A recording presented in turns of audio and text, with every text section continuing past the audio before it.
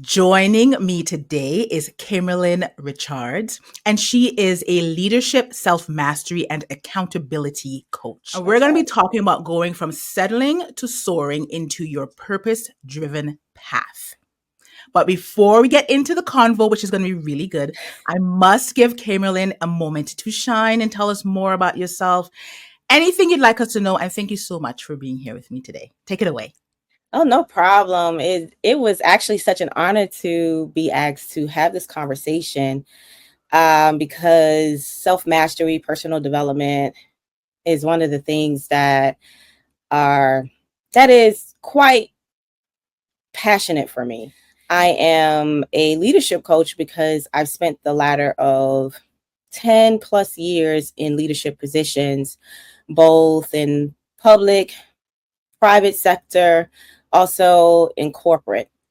Okay. And so during that time, I did amazing things. Like I always say, one of my stronger skill sets is strategy and problem resolution. So one of the last positions that I had was working with the Department of Education and a tech company where I was the liaison, where I would manage a multi-million-dollar contract. Needless to say, like I was on top of my game. I was in there doing it. But I lacked a lot of leadership, not from myself, but from those who were in upper management. And so these are things that I recognized after the fact, after everything happened with this position, which I was actually fired from. Oh. And I was fired not because of my quality of work, more just personal reasons, being a person that questioned things, not as easily controlled, because sometimes, well, a lot of times people get leadership mixed up with control. And so in the midst of this process of working and doing, I neglected myself in a lot of ways. And I know a lot of times we like to always talk about how we neglect ourselves in a self-care way, in a sense of getting rest or taking a bath, but I neglected my own cultivation as a leader, my own cultivation in my emotional intelligence and the things that I really needed to manage my dream or manage the career and life that I actually wanted. So from being fired from that position, I was able to then do a lot of reflecting. And so I have a master's degree in public administration, which also allows me to go into different organizations. Hence the resolution specialist go into a lot of organizations and bring order, develop new processes, policies, procedures, and develop their leadership teams however I saw fit. I found myself just really in a space where I needed more. Unfortunately, I didn't know what that more was at the time. I just knew that I needed more. With doing the work and finding out what that more was, it became very layered. And so it ultimately fueled my direction to deal with women in leadership, because the more that I was looking for was cultivation. Like I had all of the elements that I needed, all of the skills, all of the innovation, all of the creativity. I just lacked the cultivation. And a lot of women in leadership are lacking being cultivated in a way that they can have actual sustainable leadership, not just being at the top skill wise, not just being able to get that big promotion, but cultivating them as leaders. Yeah. And so that and that lack of cultivation really led to a lot of missed opportunities for myself. But I feel like my story is that moment versus just, given a bunch of things that I've accomplished, though I've accomplished a lot, my Yeah. story and the resilience behind that and the business that was actually birthed out of all of that setback, all of that disappointment and being fired has really given me a newfound passion, purpose, Like clarity, and sounds and like, right? peace. Yeah. Yeah, Okay. And I know you mentioned that, yes, that you were fired. And I love to ask the yeah, story, the employed entrepreneur story, but is your story in the 9 to 5 world? Because it sounds like it's still kind of, as we talk about cultivating, it sounds like yeah. it's all still very much unfolding. So where are you now in your journey between the two quote unquote worlds? I dibble and dabble. I don't dibble in my entrepreneurship because that's like full focus, but I definitely dabble in the 9 to 5 sector still.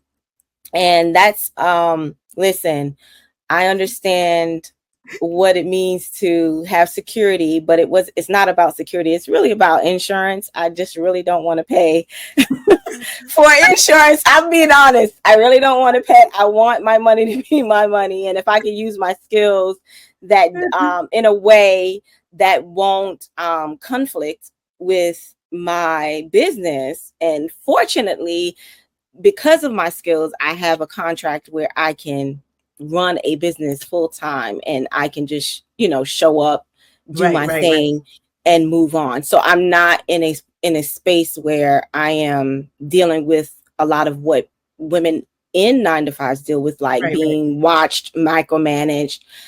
You clock in your time here. So I'm really grateful for that, being able to use my skills in that way. Because I say, hey, why not have insurance and I love that. I love that. You and, know what? and build Whatever my works for you, girl. And you get the best of both worlds, it sounds like, and it works perfectly for you. yeah, for now. And Yeah, yeah, right now the goal is to do away with that when things get to a point where I just cannot anymore. But right. now that I can manage, I am just riding the season out. Hey, man, it works for you right now. I'm not gonna knock it. I always say I don't knock, the 9 to 5 life. We first of all, we need the 9 to 5 life, but it's just when people Yeah, don't feel fulfilled by it. If you realize or you're demotivated and there's more you want to do, like I really just want to see women do yeah, more, right? Especially yeah. as Black women. So on that note, segue. Personal development is a huge piece of like everything you do, and you tie it into like leadership and self mastery. Hmm. How do Black women perceive personal development? I honestly feel like the conversation isn't had enough. Mm, I feel like it's almost in a lot of ways non-existent. And I'm going to be very honest with you. When I started my journey into coaching, I had a lot of conflicts about going into personal development. And the reasons why is because I literally always saw, let me help you make more money. Let me help you be more in this area. But no one was talking about the person, the the other self. area, the Yeah. person.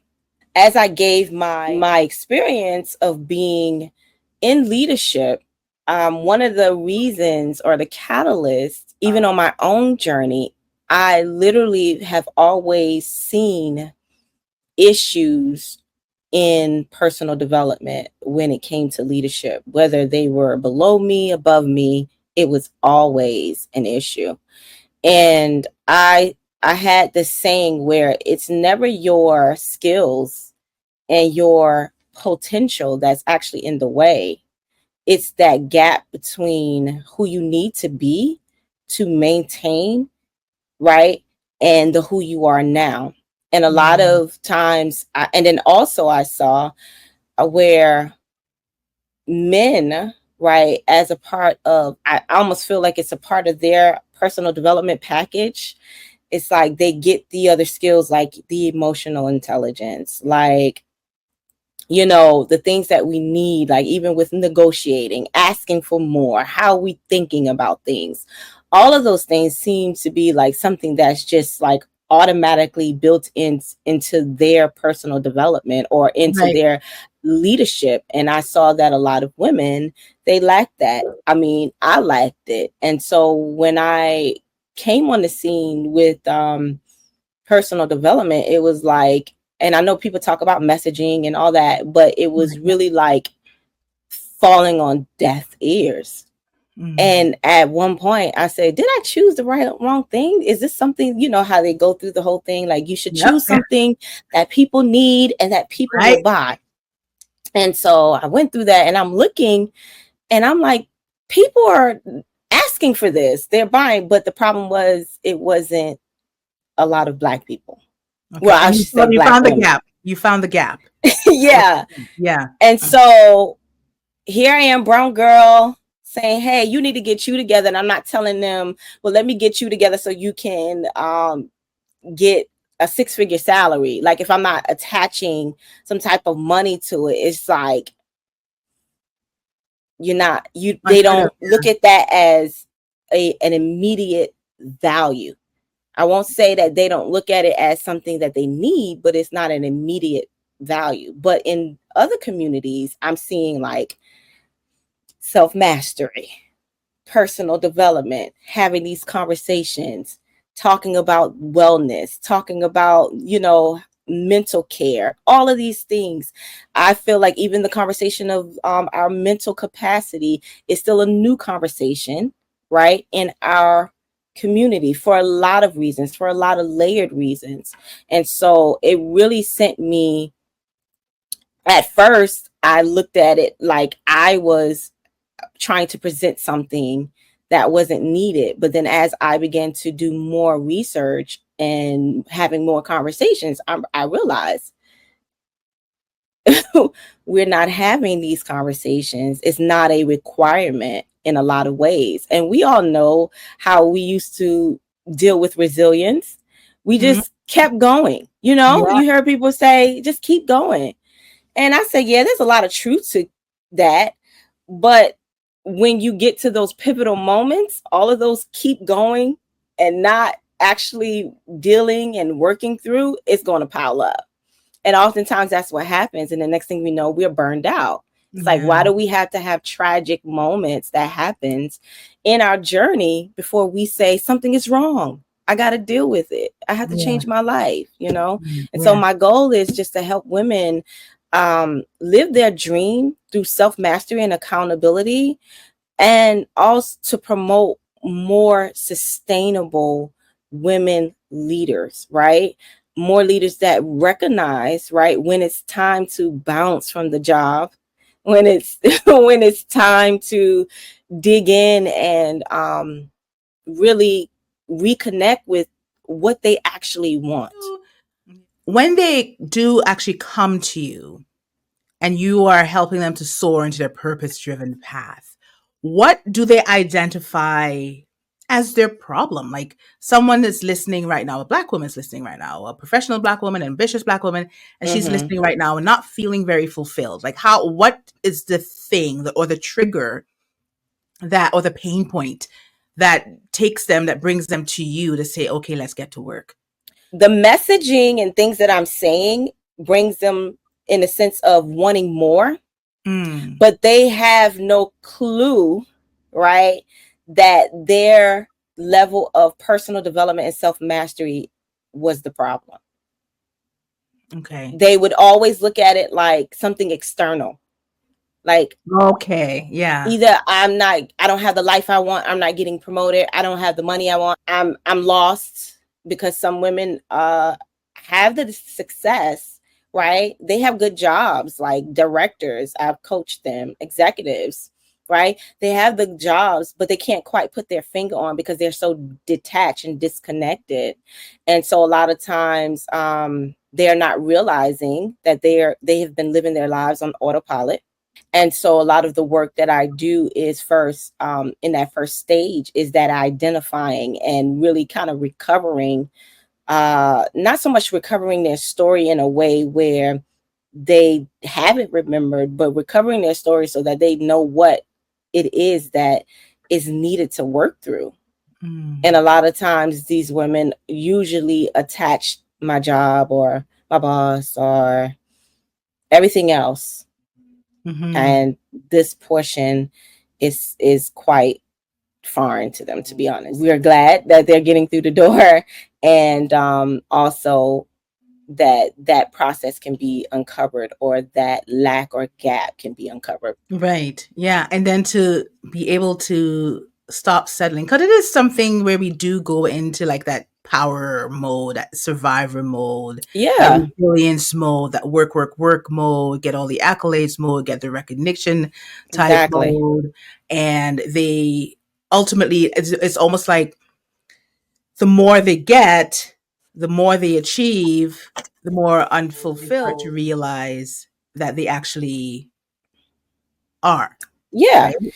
And the thing about it is that I think it's something I've experienced it. Like I said, when I was in my journey, I was just focused on being good. Right. Being great. Good, great, amazing. Yeah. I have a problem. The way my brain is, worked up or made, laid out, I'm here to solve the problem. And sometimes I would get consumed in that. And so you're not taking that moment to really recognize how good you are, because that was a lot of the reflection and what I had to go through, and neglected myself in ways like looking for greater opportunities, not recognizing how great my work really was. And so when I went through the process, okay, what kind of niche am I going to pick? Coaching, I was stuck.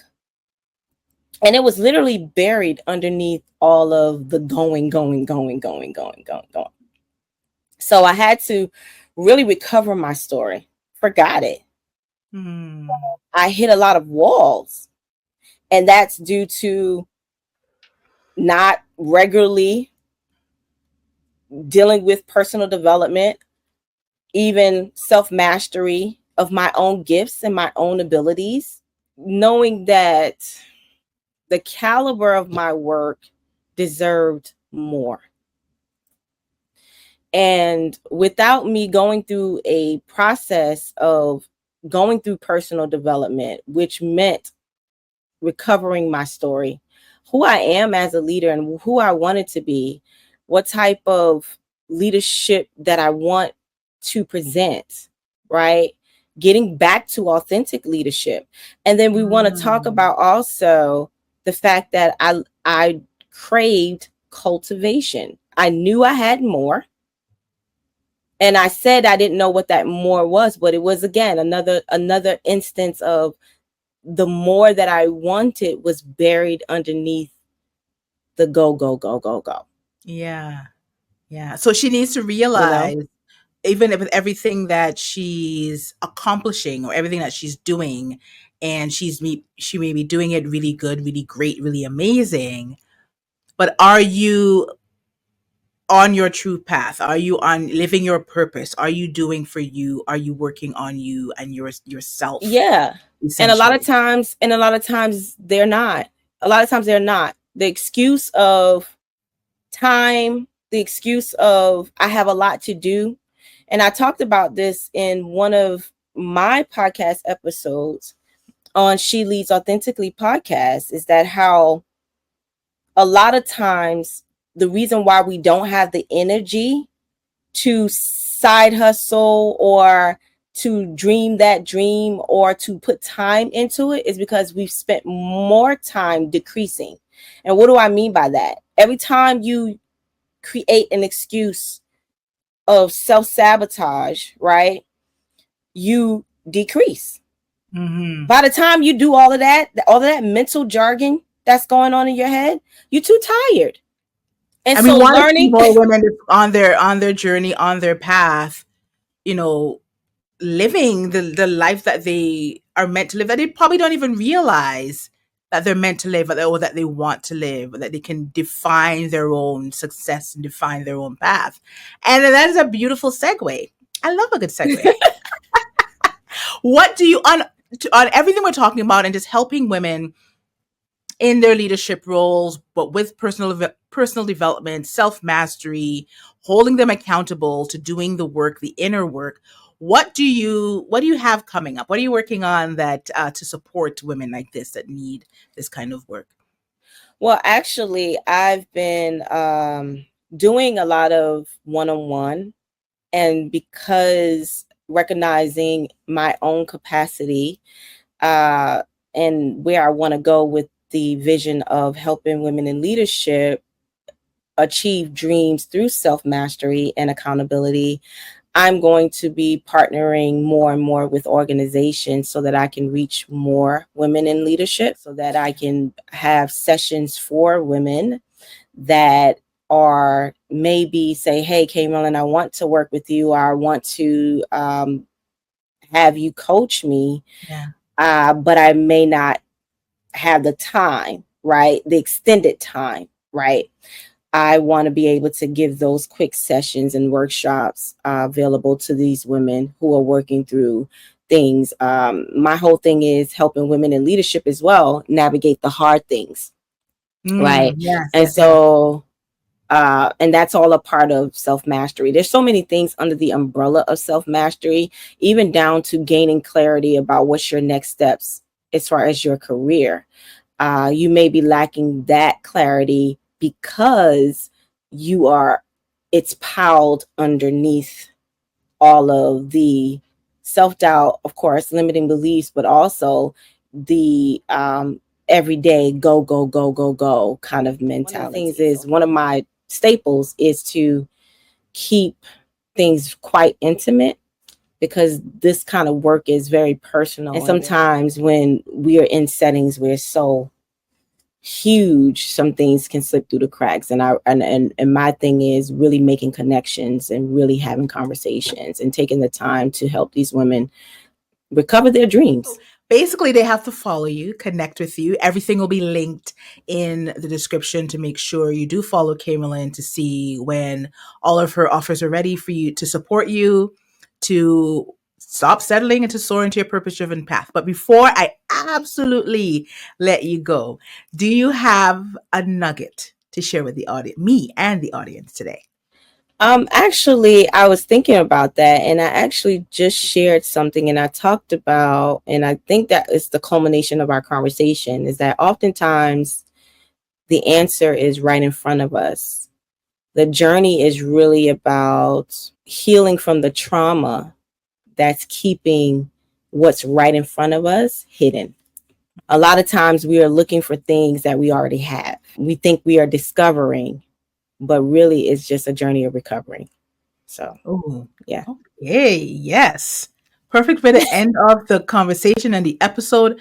Thank you so much for sharing your energy, your vibe with me. And make sure if you're tuning in and this what Camerlin is saying is resonating with you, check out the links and connect with her. And let's get you living the life that you're meant to live. Thank you so much for being here with me today, Camerlin. And we will continue to vibe offline, Thank of course. you.